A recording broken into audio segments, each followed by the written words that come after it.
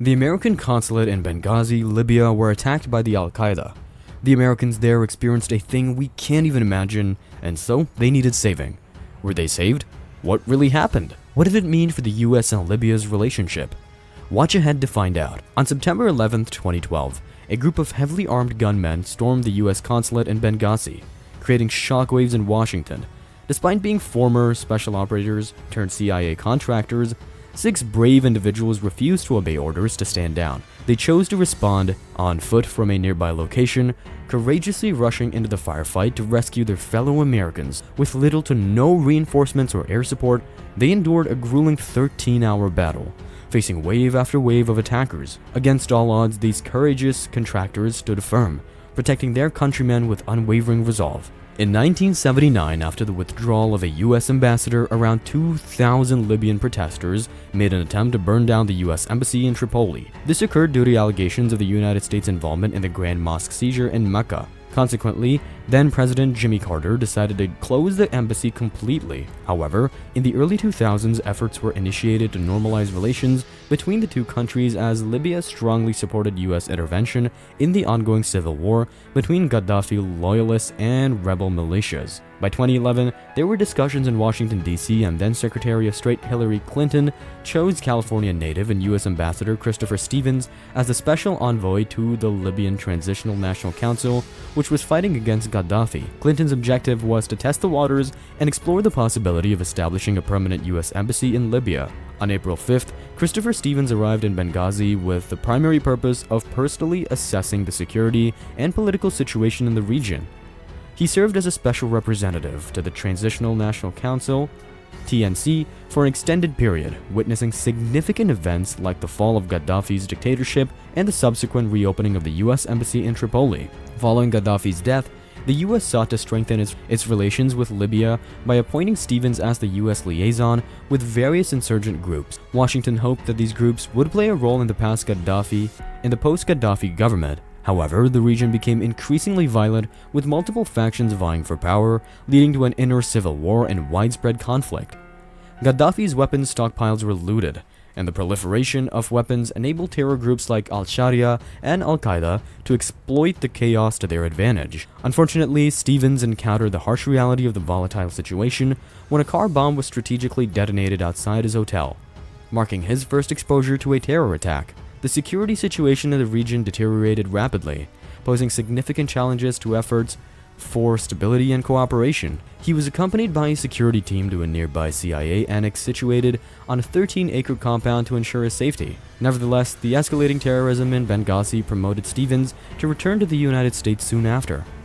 The situation in Benghazi had become increasingly dangerous, notably with the detonation of the unofficial United States consulate in Benghazi. The group known as Al-Sharia claimed responsibility for this attack, along with a failed assassination attempt on a British ambassador and an unsuccessful attempt to burn down a Tunisian consulate. By September 8, 2012, Libyan officials warned the U.S. government about the urgent need to reduce the American presence in their country due to ongoing terrorism concerns. Despite Benghazi being described as a ticking time bomb, Stevens was sent back there once again, only 3 days following that warning on September 10th. This decision to send Stevens back to Benghazi despite the explicit warning highlights the complex and challenging situation in the region and raises questions about the handling of security concerns during that period. Due to the consulate being a temporary diplomatic outpost, not an official embassy, it lacked sufficient security measures and did not contain classified documents. Secretary of State Hillary Clinton considered additional security unnecessary, leaving Ambassador Stevens and the other Americans vulnerable. Stevens repeatedly requested increased security, but his pleas were consistently denied. Meanwhile, in Tripoli, former Navy SEAL turned CIA contractor Glenn Doherty contacted his fellow CIA Global Response Staff (GRS) contractors stationed at the annex in Benghazi, alerting them to be on full alert while the ambassador was in town.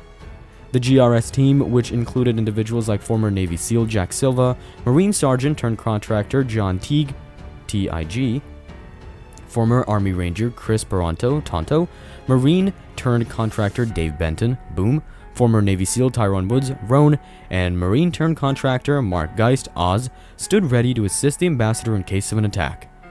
On the first day of Ambassador Stevens' visit to Benghazi around 8:30 p.m., he concluded a meeting with a Turkish diplomat and returned to his room by 9 p.m. At approximately 9:40, dozens of armed men attacked the consulate from all directions. Security Service agent Alec Henderson, monitoring security cameras, alerted the ambassador. The attackers hurled grenades over the security walls and entered the compound with AK-47s, RPGs, and heavy artillery. Henderson promptly sent an alert to the CIA Annex, which also notified the nearby embassy in Tripoli and the State Department in Washington.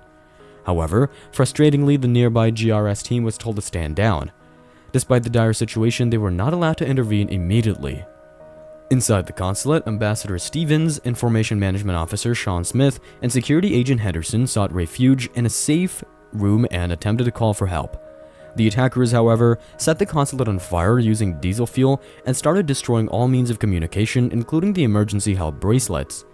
In desperation, Stevens used a cell phone to call Deputy Mission Chief Gregory Hicks at the embassy, begging him to send the contractors from the annex as they were under attack. Upon hearing this urgent call for help, GRS member Tyrone Woods took matters into his own hands and decided to initiate a rescue mission without seeking higher approval. He gathered his fellow GRS men along with a Libyan interpreter, and together they defied orders to respond to the consulate. By 10:10 p.m., the team arrived at a roadblock manned by armed Libyans. The situation was deemed too risky to drive through, but Woods and his team were determined to reach the consulate and provide much-needed assistance to Ambassador Stevens and the others trapped inside. During this intense standoff, Boone and two security guards searched for Stevens and Smith amid the chaos and smoke from the fire.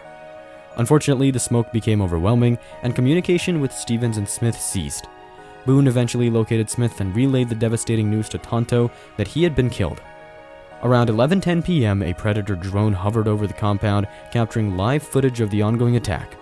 This footage was sent to the Pentagon and the White House, requiring Secretary of State Hillary Clinton to make a crucial decision regarding whether to send in reinforcements. The situation was critical, and the fate of those trapped inside the consulate hung in the balance. Clinton faced a challenging choice on how to respond to the unfolding crisis and whether to deploy additional resources to aid the GRS team and protect the remaining personnel in Benghazi.